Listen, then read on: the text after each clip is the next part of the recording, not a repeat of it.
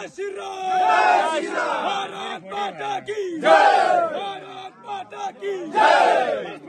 जिंदाबाद जिंदाबाद जिंदाबाद जिंदाबाद जिंदाबाद जिंदाबाद जिंदाबाद जिंदाबाद जिंदाबाद जिंदाबाद जिंदाबाद जिंदाबाद जिंदाबाद भारत माता की जय जिंदाबाद माता की जय जय श्री राम जय श्री राम मेरे भाई कोई जिंदाबाद जिंदाबाद जिंदाबाद जिंदाबाद जिंदाबाद जिंदाबाद जिंदाबाद বহু অপেক্ষাৰ অন্তত বহুদিনৰ পৰাই গোটেই কাৰ্যকৰ্তাৰ সহযোগত আমি দলীয় কাম কাজ আগবঢ়াইছিলোৱে আৰু মনত এটা বিশ্বাস আছিলে দলৰ ওপৰত বিশ্বাস আছিলে এই চেগতে মই ধন্যবাদ জ্ঞাপন কৰিছোঁ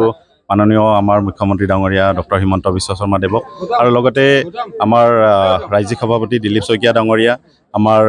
ইনচাৰ্জ মিনিষ্টাৰ ৰঞ্জিত দাস ডাঙৰীয়া এই মণ্ডলৰে আমাৰ প্ৰভাৰী ডক্টৰ মৃগাংক তালুকদাৰ জিলাৰ সভাপতি মহোদয় মণ্ডল সভাপতি মহোদয় সমূহ কাৰ্যকৰ্তা বৃন্দ গোটেই দিহিৰাবাসী গোটেই বিটিআৰবাসীকে মই ধন্যবাদ জ্ঞাপন কৰিছোঁ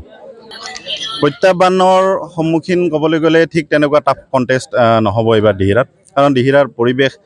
যোৱা 2 বছৰৰ পৰা মোটামুটি সলনি হৈ গৈছে বিগত আমাৰ 22টা বছৰৰ যি শাসন সেই শাসনৰ ওপৰত মানুহৰ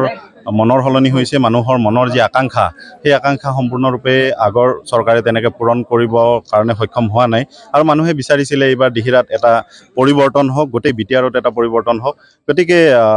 তেনেকুৱা ধৰণৰ টাফ কণ্টেষ্ট নহ'ব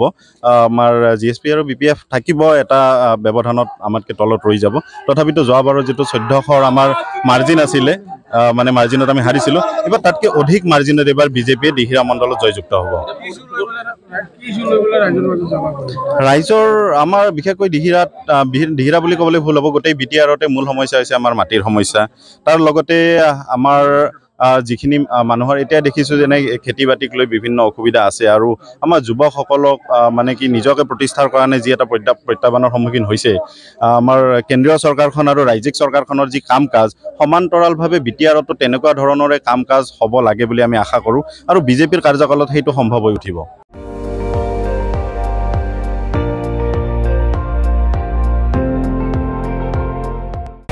আপুনি চাই আছে ND24 সৰ্বশ্ৰেষ্ঠ নহয় সৰ্বোত্তমৰ দৌৰত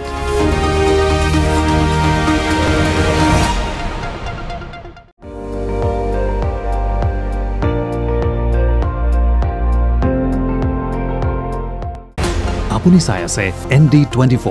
সৰ্বশ্ৰেষ্ঠ নহয় সৰ্বোত্তমৰ দৌৰত